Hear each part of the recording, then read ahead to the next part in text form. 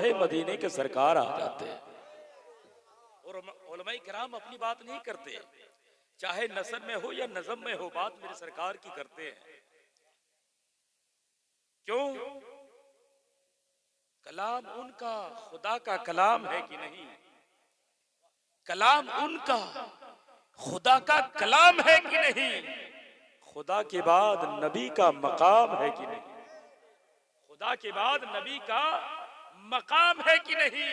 और पिलाया जाएगा महशर में सब गुलामों को नबी के हाथ में कौसर का जाम है कि नहीं?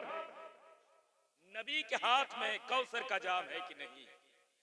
और जमी पे सारे मसाजिद के मुअज्जिन का इमाम, जमी पे सारे मसाजिद के मुअज्जिन का इमाम मेरे रसूल का हबशी गुलाम है।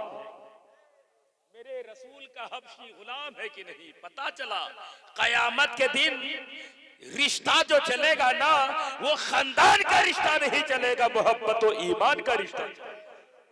जिनका ईमान जितना मुस्तहकम होगा, जितना मजबूत होगा, कयामत के दिन उसी रिश्ते से उनको आला दर्जा मिलता नजर। एक एक लम्हे का हमें हिसाब देना, जो सो गए उसका भी हिसाब देना है, जो जाग रहा उसका भी हिसाब देना है। मगर सो गए वो अलग बात है, जो जागे रहा है और नबी की महफिल में बैठ कर जाग रहा है, समझो कि अल्लाह का उस पर खास करम हो रहा। अभी हमारे नकीबे जलसा ने ऐलान किया, चतुर्वेदी साहब दुनिया की बहुत सारी किताबों से बात करेंगे। रात के 2 बजने के बाद आदमी को खुट्टा उर्दू समझ में ठीक से नहीं आती है, और चतुर्वेदी महाराज संस्कृत में बात करेगा तो क्या गुजरेगी। कहीं ऐसा ही हो जाएगा, 3 लोग हजरत सफर कर रहे थे, एक यहूदी था और एक ईसाई था और एक मुसलमान थे। मुसलमान हमेशा चालाक किस्म के लोग होते हैं। तो 3 लोग सफर कर रहे थे, खाना थोड़ा सा था और तीनों एक साथ थे। एक आदमी का पेट भर सकता था, तो तीनों ने फैसला किया कि ऐसा करो, तीनों भूखे सो जाओ, जो सबसे अच्छा सपना देखेगा खाना वही खाएगा। बोला ये बात सही है। मुसलमान तो होशियार, बोला मुझसे ज्यादा आगे कौन निकलेगा। ये दोनों सो गए रियल में, और ये क्या किया, चादर डाल ली आंख पे और झूठों मटिया दिया। और जब देखा दोनों ये एकदम पूरे नींद के आगोश में फना हो गए, तो ये उठा और सारा खाना खा के सो गया। उसके बाद थोड़ी देर के बाद यहूदी उठा, बोला यार गजब का मैंने सपना देखा। बोला क्या देखा? बोला मैं जब सोया ना, मूसा अलैहिस्सलाम आए, मुझको उठाया, बोला कुछ चलो कोहेतूर पर। कोहेतूर पर हम गए, खुदा की तजल्ली मैंने देखी। बताओ हमसे अच्छा सपना कौन देख सकता? खाना हम खाएंगे। ईसाई बोला मुझसे भी तो देख लो, मैं क्या देखा मुझसे भी तो सुन लो। बोला बताओ। बोला मैं भी सोया, ईसा अलैहिस्सलाम आ गए, पैगंबर आए, मुझको उठाया, बोले यार यहाँ क्यों सोए, मेरे साथ चलो। मुझको अपने साथ लेकर गए, पहला आसमान, दूसरा आसमान, तीसरा आसमान, चौथे आसमान, पैगंबर के साथ सफर। इससे अच्छा सपना कौन देख सकता है? खाना मैं ही खाऊंगा। तो मुसलमान बोला यार ठीक है, खाना तुम खा लोगे। तो यहूदी बोला मुसलमान को भी तो उठा लो, खाना नहीं खाएगा कम से कम देखेगा तो सही। जब इसको उठाया तो ऐसा लगा कि बाप रे बाप, कई घंटा से सोया हुआ। उठा तो आंखें मलता हुआ बोला मुझको मत पूछो, मुझको शर्म आती है बयान करने में, क्या ख्वाब देखा। बोला यार खाना नहीं खा सकते हो, बयान तो कर दो, खाना तो हम ही दोनों खाएंगे। बोला यार जब मैं सोया ना, तो मेरे साथ आसमान से 2 फरिश्ते आ गए, दोनों के हाथों में मोटा मोटा गुरूज था, और एक सर के जानिब एक पैर के जानिब उठाया। बोला नादान, खाना पड़ा हुआ भूखा सोया है, उठ जल्दी खा ले, वरना मैं मार के तुझे भरता बना दूंगा। तो मरता क्या ना करता, बेचारा उठा और सारा खाना खा के सो गया।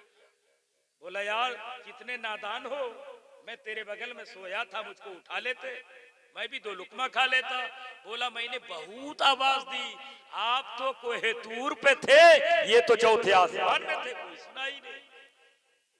ऐसा तो नहीं कि चतुर्वेदी अभी संस्कृत में करेगा, कुछ बात समझ में आएगी, बात सुनेंगे। जरा पूरा जिंदा दिली के साथ बोले तो या रसूल अल्लाह। सब नबी के नाम पे नहीं बोलते, जिसका सीना शेखुल मुस्लिमीन के रंग में कैरी बन जाता है वही नबी के नाम पे बोलता है। खुदा का शुक्र मनाओ, अल्लाह ने हमें वली भी दी है, तो जिंदा वली दिया है जिनके चेहरे पे भी विलायत नजर आता है, जिनके किरदार में भी विलायत। हम उनके दीवाने हैं। मेरा ईमान कहता है जो नबी का जिक्र करे, मदीने के सरकार कोई देखे या ना देखे, मदीने के सरकार की निगाहों में। मेरे सरकार ने फरमाया था जब मैं नबूवत का ऐलान नहीं किया था, साहबा से कहते जब मैं नबूवत और रिसालत का ऐलान नहीं किया था तो उस वक्त एक पत्थर था जो मुझ पर दुरूद और सलाम पढ़ा करता था, आज भी वो पत्थर मेरे निगाहों के सामने है। ए लीलादा के मुसलमानों मुझे बताओ, एक पत्थर होके नबी पर दुरूद पढ़े, नबी पर सलाम पढ़े, मेरे नबी फरमाते हैं वो पत्थर मेरे निगाहों में आ जाता है। अब मुझे बताओ लीलादा की धरती पर कोई बैठकर नबी का जिक्र करे, नबी पर दुरूद पढ़े, नबी पर सलाम पढ़े, वो किसी की निगाहों में आए या ना आए, मदीने वाले सरकार के निगाहों में वो आ जाता। वाह वाह वाह वाह वाह, नारे तकबीर, नारे रिसालत। तो मेरे सरकार की बात मैं कर दूं, एक मैं चाहता हूं हजरत इजाजत है तो मैं भी एक शेर पढ़ दूं। किनका शेर पढ़ूं? मैं एक हिंदू भाई का शेर पढ़ूं ताकि लोगों को मालूम हो कि अपनों की तारीफ सब करता है लेकिन सच्चा वो होता है जो गैर भी उनकी तारीफ करे। मिसाल के तौर पे चतुर्वेदी आया और बोले कि मैं सबसे अच्छा खतीब हूं, तो मुझसे बड़ा बेवकूफ कौन होगा। लेकिन यही बात अगर हजरत कह दे, शायर साहब कह दे, तो कहोगे यार वाकई मौलाना अच्छा होगा क्योंकि शायर साहब तारीफ कर रहे हैं। बात सही है कि नहीं? तो मेरे सरकार कितने अच्छे हैं, कितने अच्छे हैं, सबने तारीफ की है। यहाँ तक के समंदर की मछलियां नबी की तारीफ करती है और आकाश में तारा मेरे नबी की। तो एक हिंदू है जिसने कलम उठाया और नबी की नात लिखा। मैं जब दरगाह के सामने बोल रहा था बहुत अगले बार, बहुत सारे हिंदू भाई देखे कि पिड़खा में बैठ बैठ कर नबी का जिक्र कर रहा था और बोले थे कि चतुर्वेदी साहब अगला बार आइएगा तो फिर हम लोग आपके सामने बैठेंगे। लेकिन ये महफिल कोई और है और रात बहुत ज्यादा हो गई, सारे हिंदू भाई सो गए, लेकिन हम मोमिन का दिल जाग रहा। तो उसने क्या लिखा? कौन? महेंद्र सिंह अशक ने कलम उठाया और कहता है चतुर्वेदी महाराज तुम टोपी दाढ़ी रख के नबी की तारीफ करते हो, हमारे हाथों में त्रिशूल है, हमारे हाथों में काशे का लोटा है, हमारे माथे पे चंदन का टीका है, मगर सुनो जब मैंने मुसलमानों के कुरान पढ़ा, जब मजहबी किताब पढ़ा, नबी की जीवनी देखी तो मैंने कलम उठाया तेरे नबी की तारीफ किया। कैसे किया? क्या लिखता? कहता है मुख्तसर ही मिल जाए जिंदगी मदीने की, 100 युगों पे भारी है एक घड़ी मदीने की। कहता है कोई 1000 बार काशी मथुरा अयोध्या में जन्म ले तो जन्म लेना बेकार है, और नबी के शहर में एक लम्हे की जिंदगी मिल जाए तो कामयाब। क्या मेरे नबी की शान है, क्या मेरे नबी का मकाम है। पंडित भी कलम उठा के नबी पे कुर्बान है। कहता रात घर के आंगन में रहमतें बरसती थी, जिक्र था मोहम्मद का, बात थी मदीने की। जब वहां से लौटोगे पाँव धो के पी लूंगा, किस्मतों से मिलती है खाक भी मदीने की। कहता है मेरा नबी भी लाजवाब है और जहां नबी रहते हैं वहां की मिट्टी भी लाजवाब है। ना जा सको तो क्या करो? कहता जो मदीना जाए उनके कदमों को धो के पी लो, तुम भी निजात हो जाओगे, तुम्हारी भी निजात हो जाएगी। एक हिंदू होके कहता है। एक बहुत बड़े पंडित है जिसका नाम है कालका प्रसाद। क्या नाम है? कालका प्रसाद। वो भी कलम उठाया, बोला हे महेंद्र सिंह तुम झारखंड से हो, तुम नबी की तारीफ करते हो, हम कालका प्रसाद बनारस से हैं, हम भी नबी की तारीफ करते हैं, सुन लो। बोला सुना दो। कलम उठाया, नबी के बारे में बोला। क्या बोला? कहता अगर शम्सो कमर को कोई हाथों में उठा ले और नेमते कौनैन को दामन में छुपा ले, फिर कालका प्रसाद से पूछे कि तू क्या ले, नालहिन मोहम्मद को मैं आंखों से लगा ले। काल का प्रसाद कहता है मेरे नजरों के सामने कोई आसमान का चांद सूरज देवी सारी कायनात दौलत हुकूमत को लाकर रख के कहे ए काल का प्रसाद ये दौलत है, ये शोहरत है, ये कायनात की हीरे मोती है, तुम क्या लोगे? काल का प्रसाद कहता मैं सारी दौलत को लात मार दूंगा और नबी की जूती से लगे मिट्टी मिल जाए तो मैं आंखों का सुरमा बना लूंगा। क्या मेरे नबी की शान है? नबी की जूती से लगे मिट्टी बोलता मिल जाए तो मैं आंखों का सुरमा बना लूंगा। क्या मेरे नबी की शान है? अपना तो अपना बेगाना भी कुर्बान है। बात आगे बढ़े, मैं आगे बढ़ाऊं, दुरूद पाक पढ़िए अल्लाहुम्मा सल्ली अला सय्यिदना व मौलाना मुहम्मद तिबिल कुलूब दवाइहा व आफियतिल अबदान व शिफाइहा व नूरिल अबसार व ज़ियाइहा सल्लल्लाहु तआला अलैहि वसल्लम। हजरात, मुझे मालूम है चंद लोग हैं, लेकिन चंद लोग हैं तो क्या हुआ? चंद लोग नबी के दीवाना बन के बैठा, और नबी की दीवानगी ये सबको नसीब नहीं होता। अबू लहब आग के अंगारे की तरह गोरा था, कितना आग के अंगारे की तरह गोरा था, मगर रसूल की नजरों को न भाया, मेरे सरकार के नजरों में न भाया तो उनका ठिकाना कहां? जहन्नम हो गया। और बिलाल काला था, मेरे रसूल की नजरों को भा गया, बिलाल वक्त का इमाम बन गया और जन्नत में जाने का सामान बन गया। पता चला वहां काला और गोरा नहीं देखा जाता, मेरे सरकार की बारगाह में नीयत देखी जाती है। हम कम हैं ये ना सोचना। मुजम्मिल बाबू ने जिक्र नबी की महफिल सजाई, कोई आए क्या आए उनको तो क्या मालूम, हम जाएंगे ना जाएंगे, वो कभी ही मुझको तंज नजर से नहीं देख सकेंगे, मुझको कुछ न कह सकेंगे। लेकिन मैं कहता हूँ जहाँ नबी की बात होती है, जहाँ नबी का जिक्र होता है, जहाँ नबी का तज़किरा होता है, वो जगह कोई और जगह ना होती, वो जगह तो जन्नत की क्यारी हुआ करती है। आप जन्नत की क्यारी में बैठे हो, बहुत सारे मेहमान आए होंगे इनके घर में, क्योंकि अकीके का प्रोग्राम, खतने का प्रोग्राम ये कोई आसान काम नहीं है। सब लोग तो शॉर्टकट में पार कर देते हैं, लेकिन इन्होंने गरीब होने के नाते भी बता दिया मैं माल का गरीब हूँ, दिल का गरीब नहीं हूँ। मेहमानों को बुलाए, बहुत सारे मेहमान आए। जानते मेरे भाई मेहमान आता किसके घर में? एक फजीलत में बता दूं, बहुत सारे लोग देखिएगा 12 बजे अगर किसी के घर में मेहमान आ जाए तो बीवी मुंह फुला लेती है, अब पता नहीं क्या खाना बनाना होगा, क्या सब्जी बनाना होगा, इस तरह की बातें होती है। ये तरीका मेरे सरकार के जमाने के अंदर था। मेरे सरकार ने फरमाया था जो मेहमान की इज्जत करे कयामत के दिन वो जन्नत में जाएगा। तो ये फरमान सुनकर जानते हो साहब ये रसूल की आदत हो गई, बगैर मेहमान के एक वक्त भी खाना नहीं खाते, मेहमान की तलाश में निकल जाते। तो उनकी बीवी एक दिन क्या कहने लगी कि अब मैं तेरे घर में ज्यादा खाना नहीं पका सकूंगी, मेहमान को लाना तो खाना तुम ही पकाना। ये बात मेरे उस साहबी रसूल को अच्छी न लगी। सरकार की बारगाह में जाकर हाथ जोड़ के रोने लगे, कहने लगे या रसूलल्लाह आपके फरमान सुनकर मेहमान के लिए मेरा दिल बड़ा फराख हो चुका है, मैं बगैर मेहमान के खाना नहीं खाता, मगर मेरी बीवी नाराज होती है, उनको खाना पकाने में तकलीफ होती है। तब मेरे सरकार ने कहा ओ साहबी रसूल जाकर अपनी बीवी से कह दे कल आपका मेहमान मोहम्मदुर रसूलुल्लाह बनने वाले। सरकार ने कहा तो वो साहबी रसूल गए, अपनी बीवी से कहा कल मेरे घर में कायनात के नबी तशरीफ लाएंगे।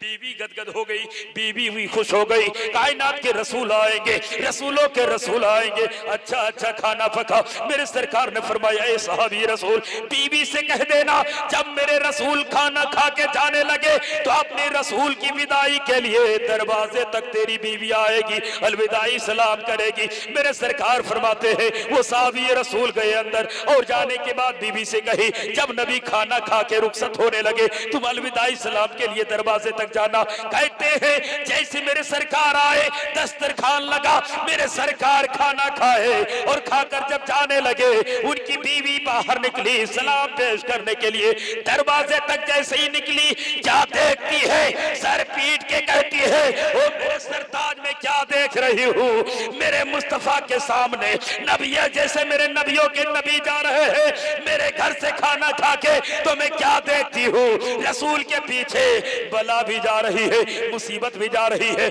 सांप भी जा रहा है, बिच्छू भी जा रहा है। कहते क्या तुझे नजर नहीं आता? फरमाते मुझे कुछ नजर नहीं आता। मेरे सरकार की बारगाह में साहब ये रसूल गए, कहने लगे या रसूल अल्लाह मेरी बीवी कहती है जब आप आ रहे थे आंधी तूफान मुसीबत बला और सांप बिच्छू आपके पीछे पीछे आ रहे थे, तब मेरे नबी ने कहा ए साहब ये रसूल मैं तेरे घर में खाना खाने के लिए नहीं, मैं तेरी बीवी को बताने के लिए गया था। जब कोई मेहमान किसी के घर में आता है तो बरकत को लेकर आता है, रहमत को लेकर आता है, उन सारे मगफिरतों के खजाना लेकर आता है। मगर जब मेहमान घर से चला जाता है तो घर से मुसीबत और बलाओं को लेकर चला जाता है। इसलिए मेहमान घर में आ जाए तो समझो खुदा की रहमत है, और मेहमान जब चला जाता है जो मेहमान की इज्जत होनी चाहिए वो इज्जत कर देता है, तो जानते हो अल्लाह उसके घर में बेपनाह बरकतों का नुज़ूल अता कर देता है। इसलिए मेहमान आए तो कभी भी दिल शिकनी ना करना, कभी दिल छोटा ना करना। मेहमान को कौन किसकी औकात है कोई खिला किसी को खिला सके? मुज़म्मिल बाबू को क्या औकात है कोई किसी को खिला सके? बात सही है कि नहीं? अल्लाह देता है किसी के जरिए किसी को रोजी। एक दिन हजरत सुलेमान अलैहिस्सलाम बड़ा जिद्दी पैगंबर थे, हवाओं पर हुकूमत थी, जिन्नातों पर कब्जा था। अल्लाह की बारगाह में एक दिन कहा ए मेरे मौला इजाजत दो हम तेरे बंदों को खाना खिला सके, तेरे सारे मखलूक को खाना खिला सके। अल्लाह ने कहा ये काम तेरा नहीं, ये काम अल्लाह का। क्या कहा? ये काम अल्लाह का, तुम नहीं कर सकते। बोला मैं करूंगा, अल्लाह इजाजत दो ना, हम करेंगे। बोला ठीक है इजाजत है, तुम खिलाओ। हजरत सुलेमान अलैहिस्सलाम ने लकड़ियां जमा करवाने के लिए जिन्नात को हुक्म दिया, कई जंगलों को साफ करके लकड़ियां इकट्ठा कर दी, खाना पका। 6 महीना तक मुसलसल तैयारियां हुई, फिर खाना पका, और मुकम्मल खाना पकने के बाद सुलेमान अलैहिस्सलाम ने दावत दी, ओ अल्लाह के मखलूक आओ, हमने तुम्हारे लिए खाने का इंतजाम किया। इतना कहना था समंदर के एक मछली आई। कितनी? एक मछली आई और सारा खाना एक ही लुकमे में निगल डाला। सारा खाना एक ही लुकमे में निगल डाली मछली, और कहने लगी मैं भूखी हूँ मुझको खाना खिलाओ, मैं भूखी हूँ मुझको खाना खिलाओ। सुलेमान अलैहिस्सलाम फरमाते हैं ये क्या मामला है कि सारा खाना एक ही लुकमे में खा दी। मछली कहने लगी ऐ सुलेमान अलैहिस्सलाम जितना तुमने खाना पकाया है उससे 3 गुना खाना रोजाना अल्लाह मुझको खिलाता है। पता चला कोई किसी को खाना नहीं खिला सकता, अल्लाह तौफीक देता तब कोई किसी को खिलाता है। ये किस्मत की बात है, कोई मेरे घर में आके खा लेता है, कोई ऐसा होता बार बार खाता है, कोई ऐसा होता कि बार बार खिलाया जाए। हम किस्मत वाले हैं, हम खाने वाले भी हैं, हम खिलाने वाले भी हैं। हम खाने वाले भी हैं, हम खिलाने वाले हैं। लेकिन मेरे भाई मिजाज आज ये हो गया है कि अगर कोई नामी शख्सियत होगी तो उसके घर हम जाएंगे, बैठेंगे, नहीं बैठेंगे तो क्या कहेगा। सच्ची बात है कि नहीं है मेरे भाई? लेकिन उनको बता दीजिएगा ये गरीब जो कमजोर होता है, जो गरीब होता है, उनकी इज्जत तेरे नजरों के रहे या न रहे, ये गरीब की इज्जत मेरे मुस्तफा के नजरों में हुआ कर। और कलेजे पर हाथ रखकर सोचना, कोई बड़े बड़े बिल्डिंग वाले, कोई बड़े बड़े मालदार लोग जब इंतकाल करेंगे तो उनकी मैयत के सामने बैठकर अगरबत्ती जलाने वाला कोई मालदार नहीं जाता, उनकी मैयत के सामने बैठकर अगरबत्ती जलाने वाला भी गरीब होता है। देखिएगा कोई मरेगा तो अगरबत्ती जला के रात भर उसके सामने बैठने वाला कोई मालदार नहीं होता, कोई गरीब नहीं होता। पता चला कि गरीबों से प्यार करो, मरने के बाद भी काम आएगा।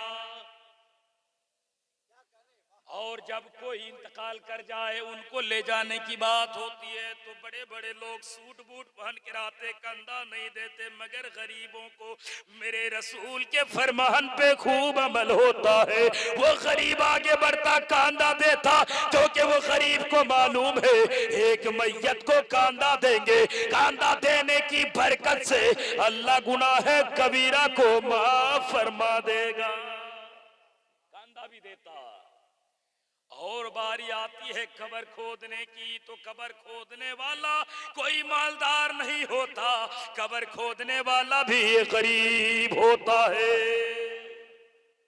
और जब सब लोग मिट्टी डालेंगे, देखिएगा बड़े बड़े लोग मिट्टी डाल जनाजा देंगे, कुछ मालदार वापस आ जाएंगे, कुछ लोग मिट्टी डालेंगे वापस आ जाएंगे, मगर देखिएगा जो मजदूर किस्म के लोग, गरीब किस्म के लोग, वो जब तक दुआ नहीं करेंगे वापस नहीं आएंगे। पता चला मैयत में गरीब काम आता है, जनाजे में गरीब काम आता है। वो जो चारपाई में मुर्दा जाता है, वो चारपाई लाने में भी गरीब काम आता है, फावड़ा कुदारी लाने में गरीब काम आता है, मिलाद तैजा और 40वां में खाना बनाने में गरीब काम आता है। और मालदार आएगा 12 बजे दिन को खाना पहले खाएगा, और उसको खिलाने से सवाब भी नहीं मिलेगा।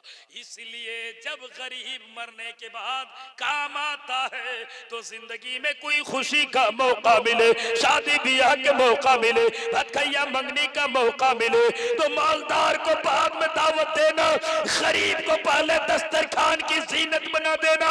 मेरे नबी फरमाते हैं जिसके दिल में गरीबों से प्यार होगा, कयामत के दिन वो इतने मेरे करीब होंगे जैसे ये आपस में 2 उंगलियां करीब रहती है। मेरी बात चतुर्वेदी की बात बहुत सारे लोगों को कड़वी लगती है, लेकिन मेरे भाई मैं अल्लाह के खौफ खाकर दिलों को बसा के कहता हूं कि सुनो, गरीब राजी है तो समझो खुदा राजी है। गरीबों का दिल ना दुखा।